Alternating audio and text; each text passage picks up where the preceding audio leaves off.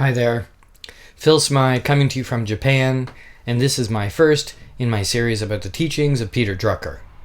In this first video, I thought I would talk about what's arguably his most famous book, probably because it's the shortest. It's this one. It's called Managing Oneself. And really it's comprised of a couple articles that Drucker wrote in the Harvard Business Review. I think the first one was 1999, and the other one around 2005, shortly before or even after his death, though he probably wrote it before his death, I think.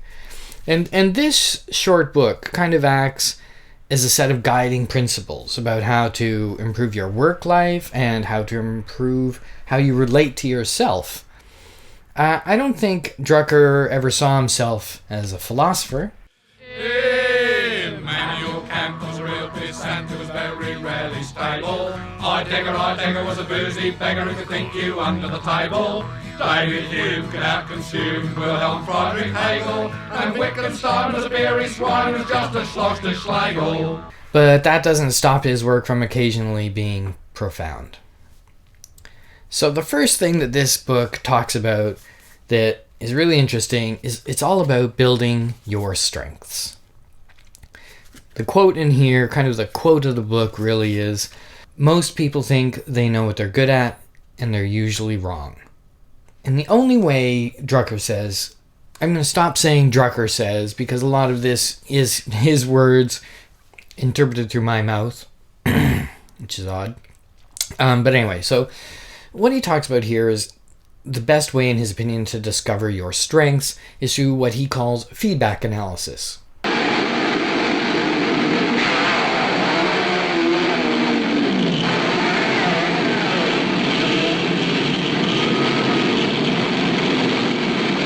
The other kind of feedback.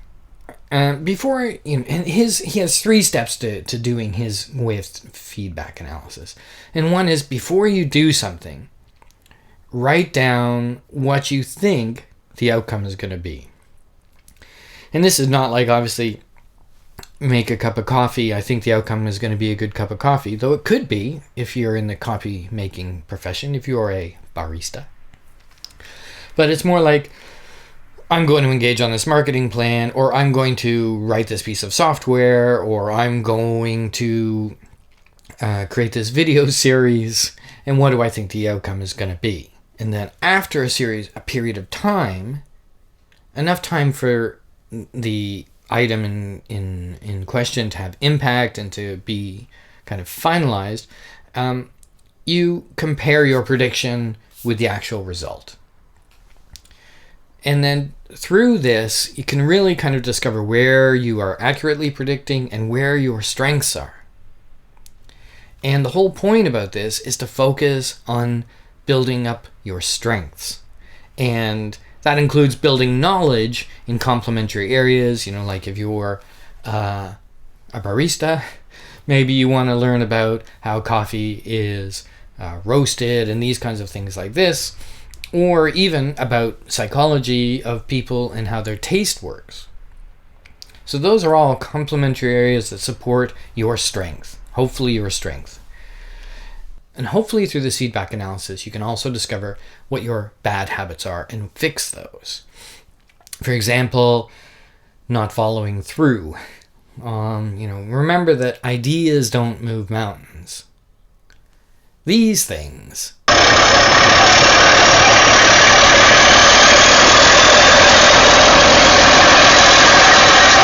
move mountains, and ideas tell you where to put the bulldozers.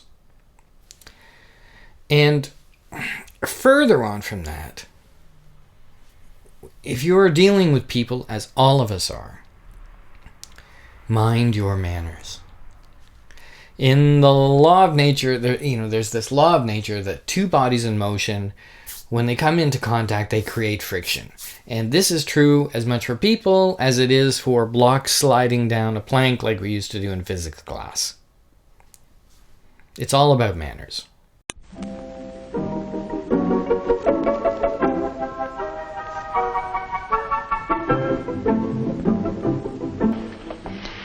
Would you like something? A malt or a soda? A malt, I think. A well-mannered group, aren't they? You notice their good manners right away. Third point. Fourth point. Don't try and remove all areas of incompetence. Those things that you're not great at. Don't try and remove those because you shouldn't be focusing on those. It takes far more energy and work to improve from being incompetent at something to kind of being mediocre than it does to go from an area of strength where you are first rate, let's say, and move up to excellence, or, move higher up the ladder. So focus on the strengths again. For instance, I will never do this.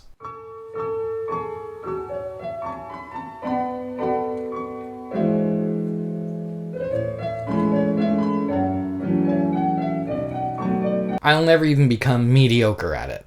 So I should not spend time trying. How do you go about developing your strengths? And one of the most important ways is to understand yourself and your personality traits. So, am I a reader?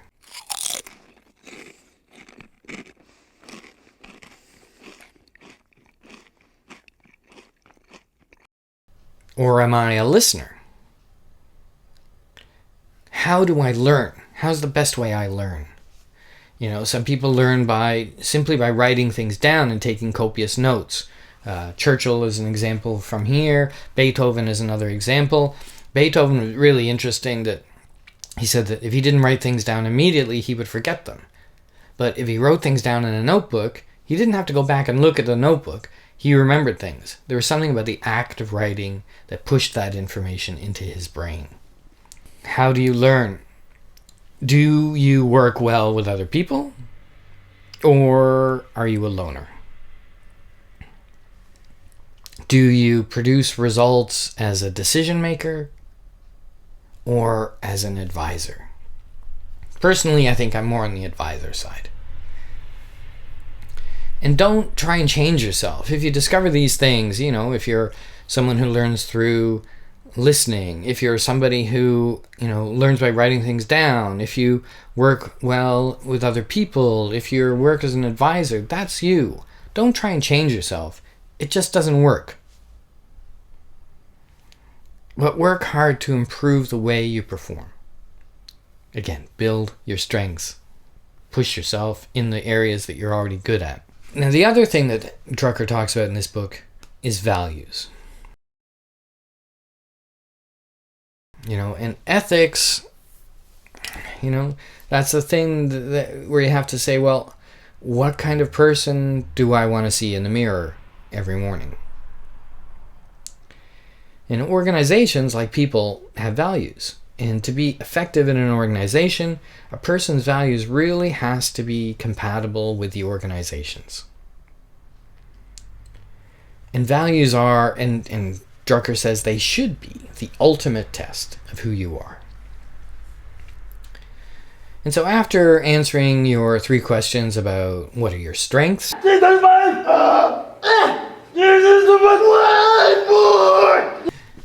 what are your values, I'm a lawyer and I'm better than you. You should be able to answer, where do I belong? Or at least you should know where you don't belong. Because that's what it's really all about, And remember, successful careers are not planned, ever.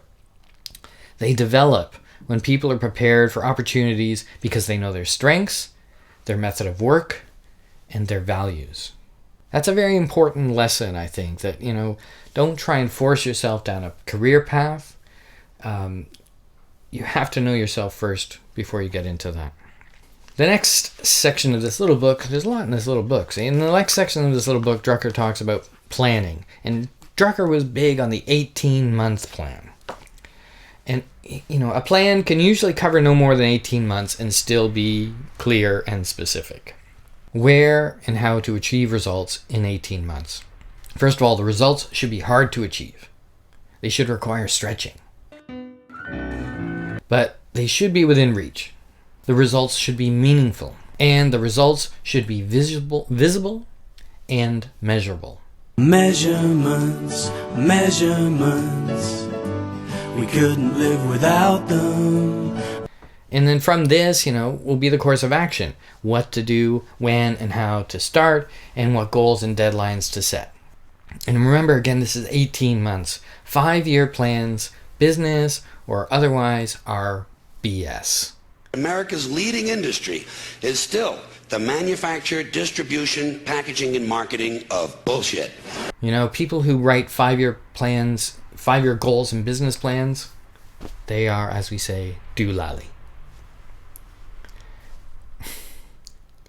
Hard to say with a straight face, doolally, actually. I shouldn't have written that there. So, moving on, a couple little sections in this. One is about relationships. In your relationships, and these are business or personal relationships, take responsibility. First accept that other people are as much individuals as you are. I'm Brian of Nazareth. What? Yeah, I'm Brian of Nazareth. Take him down. I'm Brian of Nazareth. I'm Brian. I'm Brian. I'm Brian. I'm Brian. I'm Brian, and so's my wife.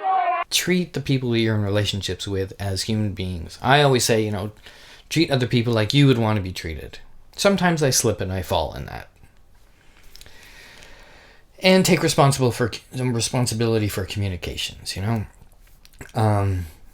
You have to start a two-way street with people that you're in a relationship with, business or personal. And the failure to ask reflects human stupidity less than it reflects human history. Before, we didn't have to ask what to do, because in feudal times, our jobs were pretty well defined. Not that I was living back in feudal times, but you know what I mean. So, you have to ask. And finally, the last little bit of this book, again, because this was written quite late in Drucker's life, is his whole idea about the second half of life.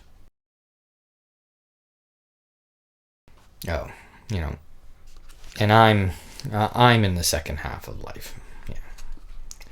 And then there's one prerequisite for managing the second half of your life, and that is you must start long before you enter it.